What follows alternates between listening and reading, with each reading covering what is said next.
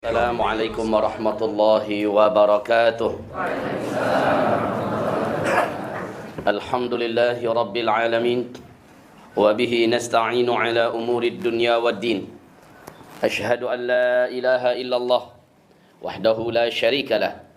Wa ashhadu anna sayyidana wa habibana Muhammadan abduhu wa rasuluh la nabiyya ba'dah. Qala Allah subhanahu wa ta'ala: يا أيها الذين آمنوا اتقوا الله وقولوا قولا سديدا يصلح لكم أعمالكم ويغفر لكم ذنوبكم ومن يطع الله ورسوله فقد فاز فوزا عظيما اللهم ارحمنا بالقرآن وصدق الله العظيم وقال النبي صلى الله عليه وسلم ألا إني قد جئتكم بها بيضاء نقية ليلها كنهارها لا يزيغ عنها بعد ذلك إلى هالك أما بعد. Dajjal sudah lepas. Camkan itu baik-baik. Dajjal sudah lepas. Ini kajian kita. Saya sudah menjelaskan di sini tentang Dajjal. Dan sekarang saya tekankan kembali, Dajjal sudah lepas. Ustaz, ada dalilnya? Ada. Hadis yang sahih riwayat Imam Muslim. Hadisnya sahih riwayat Imam Muslim. Diceritakan oleh Fatimah binti Qais. Tokoh utama dalam hadis ini adalah Rasulullah dengan seorang Kristen bernama Tamim Ad-Dari. Dia menyatakan syahadat dan masuk Islam kepada Nabi Muhammad SAW. Lalu dia menceritakan pengalamannya selamat dari laut yang hampir saja menggulung kapal mereka. Mereka terdampar di sebuah pulau di tengah laut Yaman. Lalu dia, singkatnya, dia berjumpa dengan seorang lelaki yang saat itu kakinya, tangannya, dan lehernya dirantai dengan belenggu rantai besar, besi yang berat dan besar. Dan laki-laki itu pada akhirnya mengatakan siapa dirinya. Dia adalah Dajjal. Nabi mengatakan itu adalah Dajjal. Nah, si Dajjal ini berkata, apabila sudah susut Danau Tiberias di Palestina, apabila sudah tidak berair lagi mata air Zuhar juga di Palestina, apabila sudah tidak berbuah lagi kurma di pohon-pohon kurma di Baisan, juga dekat dengan kawasan Danau Tiberias. Bila yang tiga ini terjadi dan seluruhnya di Palestina, berarti saya sudah lepas. Dan tiga-tiga itu hari ini sudah terjadi. Demi Allah, Pak, saya sudah di sana tahun yang lalu. Awal tahun bulan Februari dengan 95 orang jamaah, saya bawa istri. Kami datang langsung setelah kami sholat di Masjidil Aqsa. Kami berkunjung ke tiga tempat ini. Ketika kami datangi Danau Tiberias, kata yang membawa kami, warga masyarakat setempat, tidak seperti dulu lagi. Sudah menyusut walaupun naik sedikit karena debit pemakaian air sudah digantikan kepada air laut yang disuling oleh Israel. Oleh karena itu, air Danau Tiberias hanya untuk pengairan kebun-kebun saja lagi. Jadi ada naik sedikit, tapi jauh daripada ini. Penyusutan semakin terasa. Yang kedua, mata air Zuhar sudah tidak berair satu tetes pun, Pak, sekarang. Sudah tidak berair lagi satu tetes pun. Padahal penduduknya mengandalkan hidup dengan bertani dari sumber mata air Zuhar ini. Ini sudah tidak lagi mengeluarkan air mata air ini sedikit pun. Dan yang ketiga, kebun kurma Baisan sudah rusak. Batang-batang pohonnya tidak mengeluarkan hasil. Buahnya rusak. Dan makin hari makin tidak lagi produktif. Kawasan ini sudah berubah dari sebelumnya. Masya Allah. Jadi tiga ini adalah tanda nyata laknatullah alaih yang paling ditakutkan oleh seluruh Nabi dan Rasul. Kemunculannya adalah Dajjal. Sebab apa? Dajjal nanti datang dan muncul saat manusia sudah putus asa untuk hidup. Kedatangan Dajjal ketika manusia dalam kelaparan di muka bumi ini. Kedatangan manusia ketika kedatangan Dajjal ketika manusia menyaksikan begitu banyaknya bencana, kemiskinan, kelaparan, pertumpahan darah, peperangan, kezaliman di mana-mana. Sementara Dajjal mengklaim dia bisa merubah segalanya. Dan Dajjal mendemonstrasikan kemampuannya merubah langit dengan mendatangkan awan, menurunkan hujan, merubah bumi dengan menjuburkan tanaman, menghidupkan hewan ternak, bahkan menunjuk ke arah kuburan, lalu semua yang ada di kuburan itu dibangkitkannya. Padahal kata Nabi, semua yang dibangkitkannya itu bukanlah manusia yang dulu meninggal dan dikuburkan di sana, tetapi setan-setan yang menjelma dalam wujud manusia yang dulu pernah hidup dan dikuburkan di sana. Kalian jangan tertipu, kata Rasulullah SAW. Jadi Rasul berkata, saat Dajjal itu muncul, manusia malah sudah mengimpi-impikan, datanglah wahai Dajjal, kami butuh pertolonganmu. Manusia ini siapa, Pak? Jelas bukan orang beriman. Kalau orang beriman tahu, haram berjumpa dengan Dajjal. Kalau orang beriman malah tahu. Cuma masalahnya ketika itu, saat sedang pahit dan saat sedang berat hidup ini, apakah iman ini masih bertahan di dada, Pak? Saya khawatir. Karena memang terdengar olehnya berita, dimanapun negeri didatangi oleh Dajjal, Dajjal masuk ke sana, makanan dibagi-bagi oleh Dajjal. Tanah-tanah yang tandus disuburkan dan dihidupkan oleh Dajjal. Air-air sungai yang tidak mengalir diturunkan dari langit hujan yang lebat sehingga air itu mengalir.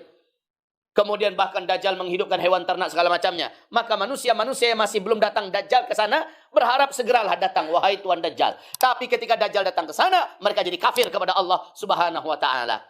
Jadi orang-orang Islam yang munafik, orang-orang Islam yang fasik, orang-orang Islam yang ahli maksiat, orang-orang Islam yang lemah-lemah iman, orang-orang Islam yang banyak yang sedikit amal solehnya, mereka lah yang paling rapuh pertahanannya. Padahal Dajjal kalau datang ke sebuah kota, dia langsung menyebarkan kekuatannya, menyebarkan sihirnya, menyebarkan hipnotisnya.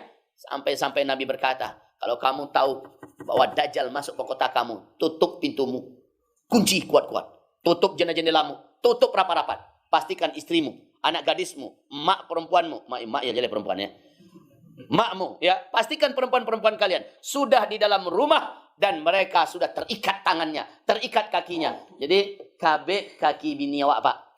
Kabeh tangan bini awak. Anak gadis kita, ya, ikat seluruhnya. Lalu ikatan itu tambatkan di tiang-tiang rumah kita. Kenapa harus diikat kami, Ustaz? Kata ibu. Ibu, Bapak harus dikabeh kami. Karena ketika itu hipnotis dan sihir Dajjal menyebar kemana-mana. Ada dorongan yang begitu kuat ingin keluar. Dan yang paling merapuh itu adalah wanita. Dia seperti digerakkan untuk ingin keluar. Makanya harus diikat tangannya. Ikat. Sampai bila diikat? Sampai Dajjal keluar meninggalkan kota itu. Itu saja tidak lama doh. Biasanya pengumumannya diumumkan oleh tim ses Dajjal di seluruh kota. Pokoknya kota Solo. Iya Pak, sekarang kaki tangan Dajjal itu sudah ada di Solo. Cuman kita belum tahu orang-orangnya siapa sekarang. Di Solo, di Padang Panjang, di Bukit Tinggi, di Payakumbuh, di Batu Sangkar, sudah ada kaki tangannya itu.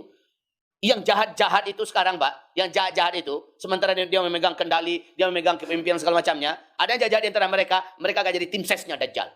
Bukankah sudah kita jelaskan sebelumnya? 8 kelompok manusia yang akan menjadi pengikut dan bala tentara Dajjal. Kita sudah uraikan itu sebelumnya. Betul Bapak Ibu? Lihat kanal itu. Lihat lupo. Itu nama labiah Bapak Ibu. Lupo itu ada nama labiah. Tapi biarlah memaafkan. Tanda Bapak Ibu manusia, iwak pelupo. Insan. Awak kan insan, Pak. Insan itu bahasa Arab. Ma yusammal insanu bil insani illa binisyani. Tidaklah insan itu disebut dengan insannya kecuali karena nisyannya. Nisyan itu artinya paluponyo. Ya pelupo aku. Baik Bapak Ibu yang kami muliakan, nanti saya ulang sekelebat. Cuma yang paling penting sekarang ini, sampai di mana tadi? Tim ses Dajjal itu sudah mengumumkan. Diumumkan tim ses Dajjal. Dari tingkat kota dikirimkan ke kabupaten informasinya. Di kabupaten dikirimkan ke kecamatan. Kecamatan dikirimkan ke tingkat kelurahan dan seterusnya. Disosialisasikan bahwa yang agung Dajjal akan masuk ke kota Solo. Titik kalian harus menunggu beliau adalah di Anu. Pokoknya di alun-alun apa, di lapangan apa gitu ya. Maka siapa ingin berjumpa, ingin mendapatkan perbaikan kehidupan, ingin dirombak menjadi manusia yang kembali hidup segar, kuat dan sehat, silakan datang sambil menyaksikan demonstrasi yang agung Dajjal untuk memperlihatkan hal-hal yang tidak bisa teknologi buat. Jadi orang harap itu ketika itu. Sepastikan keluarga sudah di rumah. Lalu kunci pintu, kunci jendela. Apa yang dikerjakan? Ketika Dajjal sudah masuk kotamu, baca langsung surah Al-Kahfi di dalam rumah itu. Baca langsung surat Al-Kahfi. Apa gunanya baca surah Al-Kahfi? Akan terjadi apa yang Allah lakukan kepada pemuda Kahfi yang masuk ke dalam gua. Dicari lalu lalang oleh bala tentara raja yang zalim untuk dibantai dan dibunuh. Mereka tak menemukan dan tidak melihat siapa di dalam gua itu. Jadi mudah-mudahan rumah kita Allah gaibkan dari pandangan bala tentara Dajjal, kaki tangan Dajjal, tim ses Dajjal. Mereka seperti tidak melihat rumah kita. Allah tembok, Allah lindungi dengan tembok gaib, dengan benteng gaib karena bacaan surat Al-Kahfi. Gitu Pak. Camkan ini baik-baik. Nah, kenapa ibu-ibu diikat? Saya sudah jawab tadi ya. Karena ketika itu kita memang pada kelaparan semua. Kita dalam keadaan kekeringan. Kita dalam keadaan butuh makanan. Lalu terdengar berita bahwa Dajjal bagi-bagikan makanan. Biasanya orang berloncatan keluar dari rumah untuk menyambut dan menjemput makanan. Betul tidak? Apalagi di akhir zaman kata Nabi. Karena lapar, tetangga tega membunuh tetangganya. Karena lapar. Hanya demi sepotong roti. Lalu tetangga membunuh tetangganya sendiri. Hadis ini sahih. Riwayat Imam Al-Bukhari di dalam kitab Al-Adabul Mufrad. Di akhir zaman. Sebelum Dajjal keluar loh ini ya. Sebelum Dajjal datang. Sekarang Dajjal sudah lepas Pak, tapi dia masih di balik kegelapan, menguasai dunia dengan segala makar kejahatan, menggunakan kaki tangannya. Illuminati, Freemasonry adalah kaki tangan Dajjal. Untuk melemahkan umat, untuk menjauhkan umat ini dari masjid, untuk menjauhkan umat ini dari ulama, untuk menjauhkan umat ini dari ekonomi, untuk menjauhkan umat ini dari pendidikan yang benar. Dibuat umat ini saling berjarak antara satu dengan yang lain. Dibuatnya umat ini untuk lumpuh. Akhirnya Masya Allah, ini makar global. Dikerjakan oleh kaki tangan Dajjal. Dajjal mengatur ini dari balik kegelapan. Dan Nabi berkata, sejak Dajjal lepas dari ikatan-ikatannya, ada waktu 40, kata Nabi, Dajjal menyusun makarnya dan dikerjakan oleh kaki tangannya. Barulah setelah itu dia muncul ke permukaan, ke tengah-tengah manusia. Jadi Pak, Ibu, lah ada kek masuk awak. 40 itu Nabi tak jelaskan. 40 hari, 40 jam, 40 minggu, 40 bulan, 40 tahun Nabi tak jelaskan. Pokoknya kata Nabi 40. Di sini perlu persiapan kita. Kalau saya melihat Pak, kekacauan-kekacauan dan gempa-gempa, bencana-bencana, petaka-petaka berdekat kepada perang. Kasadualahnya, keseluruhannya adalah bukti dan tanda nyata bahwa Dajjal itu sebentar lagi akan muncul ke tengah-tengah manusia. Persiapan kita itu cuma iman, amal soleh yang banyak. Imbauan-imbauan seperti ini, sedekah yang kau keluarkan karena Allah SWT. Bulan yang lalu saya sudah sampaikan, sedekah kita ini mampu datang di saat-saat genting untuk menyelamatkan kita di dunia. Selama ini kan kajian kita, nanti setelah kematian baru bisa menolong awak. Ya betul Pak. Yang kita dengarkan selama ini kan begitu ya Bu ya. Nanti di akhirat dia bisa menolong kita. Wallahi tidak begitu Bapak Ibu. Amal soleh yang kita kerjakan hari ini, di kehidupan ini, termasuk infak sedekah kita, ini bisa dipanggil, bisa diundang lagi, bisa diceritakan lagi kepada Allah. Mohon kepada Allah agar Allah lindungi kita dari bencana yang akan mematikan kita dan keluarga kita, dari bencana yang akan bisa mengkafirkan dan memurtadkan kita, dari bencana atau petaka, fitnah, musibah, huru hara yang bisa merenggut nyawa kita dan membinasakan kita. Panggil amal itu. Ya Allah, hamba dulu pernah bersedekah ya Allah. Sedekah hamba cukup ekstrim. Hamba membantu 10 juta, hamba bantu 20 juta untuk masjid Ustadz Zulkifli Muhammad Ali, Masjid Jami' An-Nabawi di pesantren beliau, dan Masjid Jami' Indonesia Syam di Idlib Suriah. Ya Allah, tolong kami dengan amalan hamba itu ya Allah. Selamatkan hamba, selamatkan keluarga hamba, selamatkan anak keturunan hamba ya Allah. Bisa dipanggil itu. Saya sudah uraikan ini sebelumnya Pak. Jadi yang akan selamat dari Dajjal adalah orang-orang beriman saja, yang imannya sudah terpupuk dengan berbagai macam ujian, kajian-kajian ulama. Kajian ulama ibaratnya pemupuan. Lalu penguatannya adalah berbagai macam agenda-agenda yang terjadi dalam rangka menggerus iman, ternyata dia bertahan. Dia tetap istiqomah di jalan yang benar, di pihak yang benar, maka dia mukmin. Setelah itu amal solehnya. Jadi iman amal soleh ini akan melindungi kita.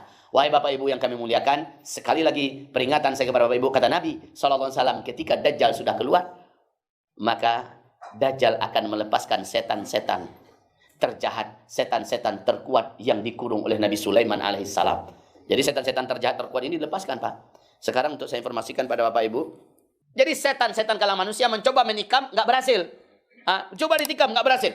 Maka mereka menggunakan kekuatan setan-setan terjahat. Siapa setan-setan terjahat ini? Dialah bala tentara terkuatnya Dajjal. Di mana Dajjal sudah bekerja sama dengan iblis. Jadi iblisnya umat ini adalah Dajjal. Iblisnya dari bangsa jin, dia adalah yang disuruh sujud kepada Adam, tidak mau. Jadi sebenarnya Bapak Ibu yang kami muliakan, iblisnya umat ini dari kalangan umat Nabi Muhammad manusia adalah Dajjal. Dan iblisnya bangsa setan adalah Azazil yang dulu sujud kepada Adam, tidak mau. Nah, si iblis dengan Dajjal ini sudah kontrak perjanjian. Mereka buat akad kerjasama. Mereka berkolaborasi, menyatukan kekuatan untuk memperbanyak orang-orang murtad agar banyak manusia menjadi ahli neraka. Ketika Dajjal nanti muncul, 2/3 manusia sujud menyembah Dajjal. 2/3 manusia Pak. Sementara dari umat Nabi Muhammad, 1/3 total dari umat Nabi Muhammad akan kafir kepada Allah dan sujud menyembah Dajjal. Nah, siapa mereka?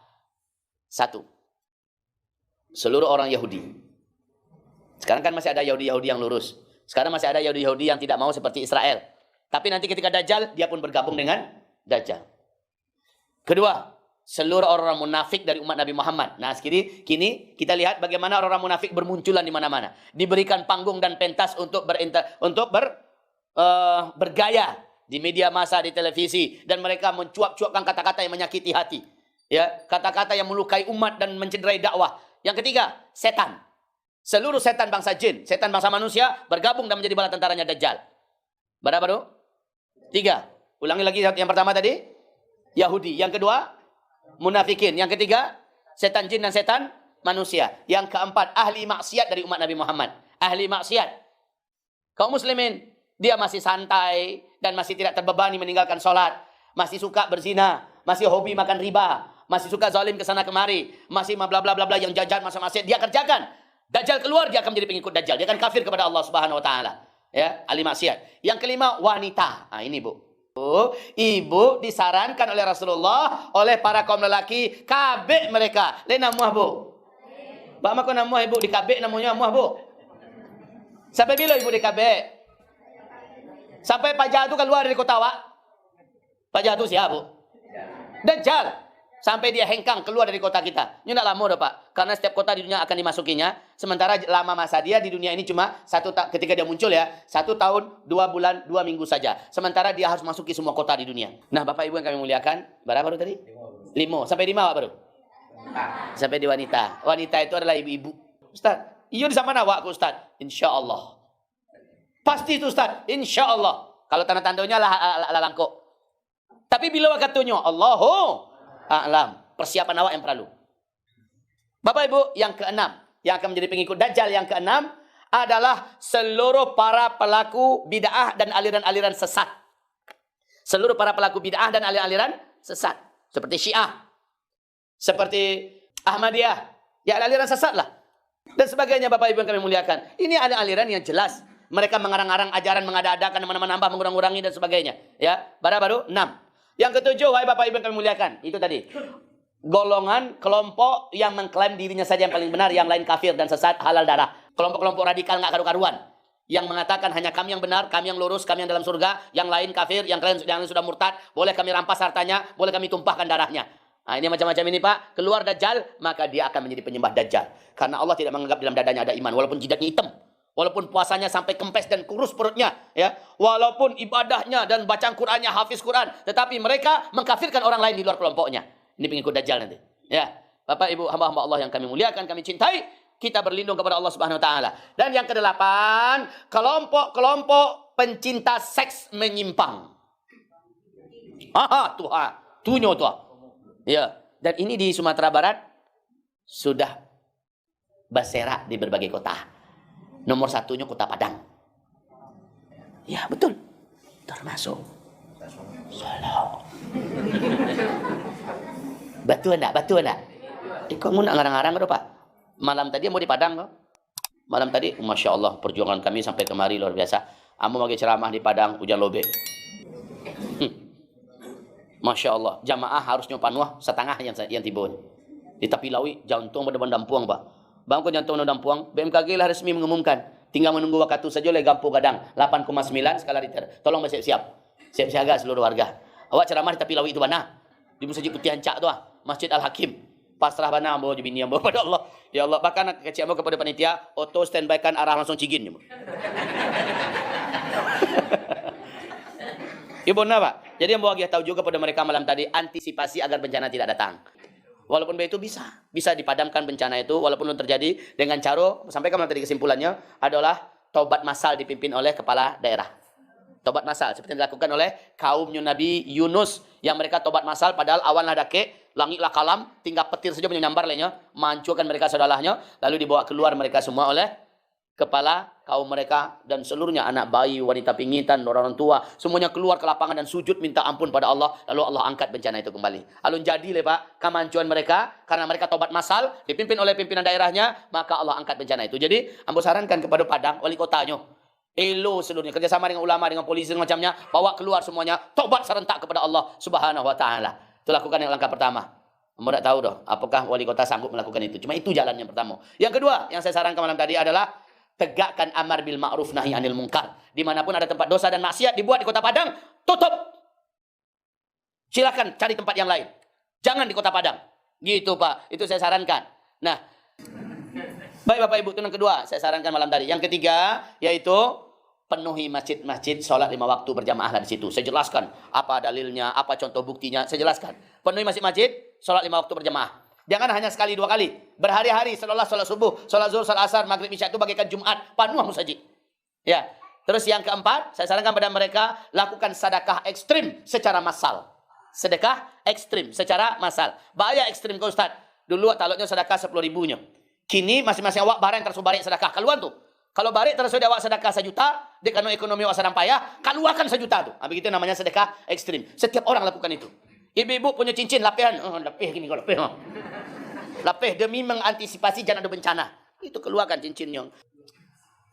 Itu yang keempat. Yang kelima, luzumul istighfar. Setiap warga dan masyarakat pastikan memperbanyak istighfar. Allah berfirman, "Wa ma kunna mu'adzibin." Kami tidak akan pernah mengazab sementara engkau masih ada di tengah-tengah mereka. Masih ada amar bil ma'ruf nahi munkar dan mereka masih senantiasa istighfar. Jadi selama dakwah masih ada di tempat itu amar bil ma'ruf nahi munkar dan penduduknya senantiasa istighfar, kami tidak akan azab. Kami tidak akan azab. Itu mau sampaikan malam tadi. Nah, di awak di Pekumbuah, rasanya nasihat itu bukan untuk orang Padang saja. Kau Gunung Talang dah kek. Hah? Gunung Talang di mata gak? Solok awak tak solok dah? Kan iya ke? Apa kumpuh macam apa kan? Astagfirullah. Iyo, jadi kajian ambo malam tadi itu cocok lo di siko. Awak sedang diintai dek salah satu tentara Allah Gunung Talang kau ha. Ini lah batu-batu. Saya kerjanya tadi. Tidak sabar yang cari perangai manusia lah. Ya Allah dia lakak lah orang-orang nanjai. Oh ya Allah. Lalamu gunung tu meminta, lalamu tanahku berdoa kepada Allah agar nyululu awak hidup-hidup pak. Tetapi Allah masih menahan karena amar bil ma'ruf nahi munkar masih tagak. Infak sedekah masih lancar. Jadi acara-acara modeko, acara menyelamatkan untuk bapak ibu kau. Iko nak menyelamatkan bapak ibu pak, bu. Lebih percaya bapak ibu. Ini yang menjadi tameng benteng kita. Sedekah. Makin kuat bapak ibu sedekah, makin kuat perlindungan Allah untuk bapak dan ibu. Lagi pula yang kita sedekahkan akan jadi milik kita yang sebenarnya. Rasulullah bertanya. Ini penutup kita sebelum salat sunat syuruk. Rasulullah bertanya. Ayyukum yuhibbu malahu aw mala ghairihi? Siapa di antara kalian lebih mencintai harta pribadi miliknya atau harta orang lain? Tentulah sahabat menjawab, maluna ahabu ilaina min mali ghairina. Ya Rasulullah, tentulah harta milik kami yang lebih kami sukai, kami cintai daripada harta orang lain. Ya begitu, Pak. Iya begitu, Bu. Harta yang kami punya tentu lebih kami cintai daripada harta orang lain. Maka kata Rasulullah, maluka ma qaddamta wa malu ghairika ma akharta. Yang hartamu adalah yang engkau simpankan, engkau titipkan kepada Allah Subhanahu wa taala dengan cara engkau salurkan untuk kepentingan agama Allah Subhanahu wa taala, untuk pesantren, untuk masjid, untuk dakwah, untuk perjuangan. Yang engkau keluarkan untuk menolong agama Allah Subhanahu wa taala, itu hartamu. Yang engkau sedekahkan, itu hartamu. Engkau titipkan pada Allah. Ketika kita sedang emergensi, dia bisa dipanggil dan dicairkan secara tunai dari Allah. Seperti 3 orang yang terkurung dalam gua. Yang terakhir berkata, ya Allah, hamba dulu sedekah. Begini bentuknya ya Allah. Kalau engkau ridha dengan sedekah hamba, selamatkan kami dari gua ini. Tak buka pintu gua itu saudara Allah. Keluar mereka. Jadi ketika masih hidup, sedekah ini bisa dipanggil Pak. Untuk menjadi pelindung dan penyelamat kita. Jadi sedekah ini memang menjadi junnah. Menjadi pelindung terkuat, wahai Bapak Ibu yang kami cintai. Nah kita tahu bahwa harta ini akan menjadi penyelamat kita. Dan salah satu di antara yang terkuat di akhir zaman. Mari Bapak Ibu berdoalah pada Allah SWT. Baca Al-Fatihah. A'udzubillahi minasyaitonirrajim. Bismillahirrahmanirrahim. Alhamdulillahi Rabbil Alamin. Ar-Rahmanir Rahim. Maliki yaumiddin. Iyyaka na'budu wa iyyaka nasta'in. Ihdinas siratal mustaqim. Siratal ladzina an'amta 'alaihim ghairil maghdubi 'alaihim waladdallin. Amin. Allahumma salli wa sallim ala hadha an-nabiyil karim wa ala alihi wa sahbihi ajma'in. Allahumma rabbana ya rabbal karim ya arhamar rahimin ya mujibas sa'ilin. Allahumma rabbana amin ya rabbana amin. Ya Allah, jadikanlah kami hamba-hambamu yang masih hidup ini mampu memperbaiki diri kami lebih baik dari sebelumnya. Sehingga ya Allah kami lebih soleh dan lebih solehah dari sebelumnya ke depan ya Allah. Sehingga kami lebih cinta beramal, senang dan tenang berlama-lama dalam masjid di depan Al-Quran, suka berzikir dan lama berdoa, hobi menghadiri majelis ilmu, ringan berinfak dan bersedekah, dan wafatkan kami dalam keadaan kami sedang melakukan amal soleh ya Allah. Husnul khotimah. Lindungi kami ya Allah dari murkamu, dari kesesatan, dan dari su'ul khatimah. Ya Allah, kuatkan iman di dalam dada-dada kami, ya Allah. Jadikanlah iman ini perhiasan termahal yang kami perjuangkan sampai kami menghembuskan nafas terakhir kami, dan mudahkan kami mengucapkan kalimat thayyibah di ujung hidup kami dengan la ilaha illallah. Ya Allah, amin. Ya Rabbana, ya Arhamar Rahimin. Apa yang kami infakkan dan kami sedekahkan untuk membangun 2 masjid ini, ya Allah, terimalah di pagi hari ini, ya Allah. Terimalah, ya Allah, dan berilah untuk kami ganti yang lebih banyak, lebih barokah, dan lapangkan lapangkan hidup kami, lapangkan kesusahan kami, lepaskan beban-beban hutang yang membelit kami ya Allah, dan jadikanlah usaha kami maju dan berkembang dengan baik. Jadikanlah anak-anak kami menjadi anak-anak yang soleh, beriman dan bertakwa berkat amal soleh dan infak wakaf sedekah kami di pagi hari ini ya Allah. Ya Rabbana, jadikanlah ini pemberat timbangan amal soleh kami di hari kiamat, dan jadikan ini sebagai pelindung penyelamat kami di hari-hari susah, di hari-hari genting di akhir zaman ini ya Allah, serta menjadi pelindung kami dari segala bencana musibah. Ya Rabbana amin. Berikan untuk kami pahalanya, pahala yang mengalir sampai hari kiamat. Allahumma Rabbana taqabbal minna du'aana ya arhamar rahimin ya mujibas sa'ilin. Rabbana atina fid dunya hasanah wa fil akhirati hasanah wa qina adzaban nar. Subhana rabbika rabbil izzati amma yasifun wa salamun alal mursalin walhamdulillahi rabbil alamin. Allahumma amin, Allahumma amin, wa sallallahu ala sayyidil karim, Sayyidina Muhammad sallallahu alaihi wasallam, ala alihi wa sahbihi ajma'in. Saya ajak Bapak Ibu baca doa kafaratul majlis. Subhanakallahumma wa bihamdika, asyhadu an la ilaha illa anta, astaghfiruka wa atubu ilaik.